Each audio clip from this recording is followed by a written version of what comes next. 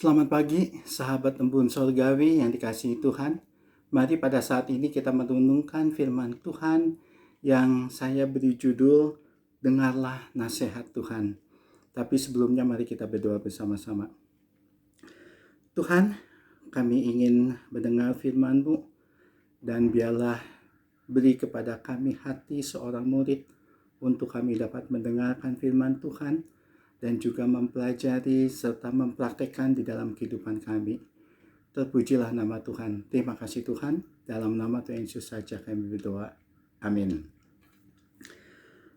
Saudara, menjelang memasuki tahun 2023, kita sama-sama diperhadapkan dengan berbagai isu dari berbagai media yang mengatakan bahwa tahun 2023 adalah masa-masa yang sukar, baik di bidang ekonomi, baik di bidang bisnis, di bidang perdagangan, dan di bidang-bidang lainnya. Hal ini sudah diprediksi oleh beberapa pakar ekonomi. Bahkan firman Tuhan pula mengatakan hal yang sama, seperti tertulis di dalam kitab 2 Timotius 3 ayat 1 yang berbunyi, "Ketahuilah bahwa pada hari-hari terakhir akan datang masa yang sukar." Bagaimana sikap kita sebagai anak-anak Tuhan menghadapi hal ini? Firman Tuhan mengatakan bahwa Tuhan berjanji akan menyertai kita. Itu benar. Namun, janji penyertaan Tuhan tidak serta-merta akan menghindarkan kita dari jalan-jalan yang sukar. Oleh sebab itu, kita sangat perlu untuk bersikap bijaksana di dalam menghadapi hidup ini. Tetapi yang menjadi masalah, menjadi bijaksana itu tidak kita dapatkan dari bangku sekolah, tidak kita dapatkan dari perguruan tinggi. Menjadi bijaksana itu kita dapatkan dari pengalaman hidup kita sehari-hari.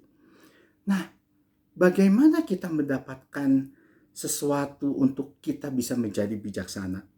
Ternyata firman Tuhan menyediakan bermacam-macam ayat untuk kita menjadi bijak. Dan salah satunya ada di dalam Amsal 19 ayat 20 yang berbunyi, "Dengarkanlah nasihat dan terimalah didikan, supaya engkau menjadi bijak di masa depan." Jadi saudara, mendengar nasihat dan menerima didikan adalah sesuatu yang sangat penting untuk kita bisa menjadi bijak.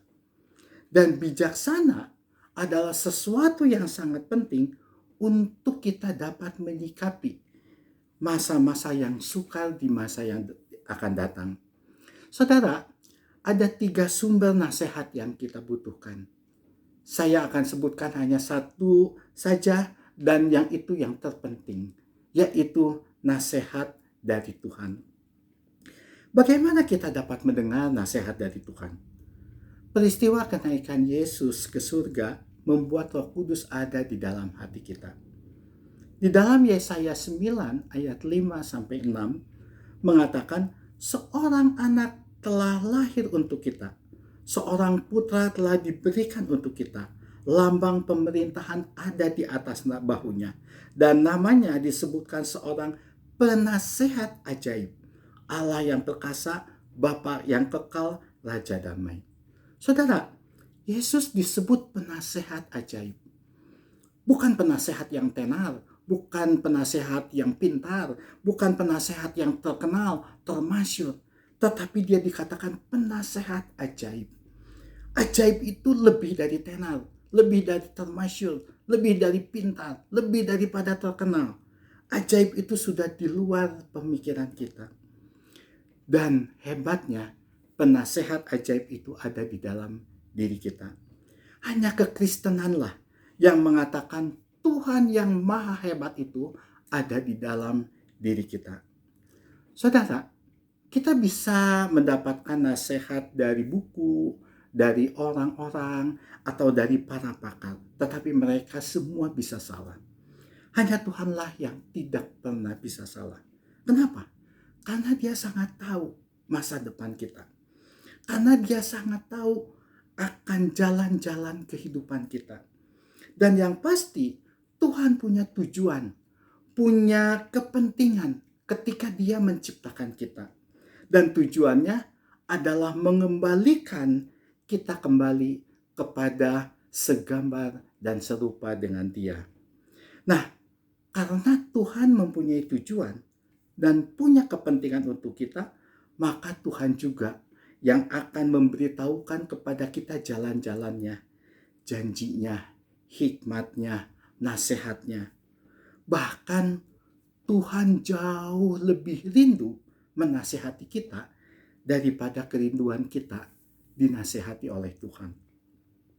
Pemazmur Daud mengatakan di dalam Mazmur 16 ayat 7, dia mengatakan, "Aku memuji Tuhan yang telah memberi nasihat kepadaku.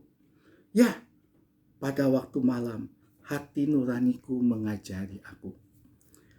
Saudara, marilah kita mendengar nasihat Tuhan, supaya Tuhan yang ada di dalam diri kita memberikan arahan-arahan jalan kepada kita, supaya kita menjadi bijak untuk menghadapi masa depan yang penuh dengan kesukaran yang pernah kita dengar di penghujung tahun 2022.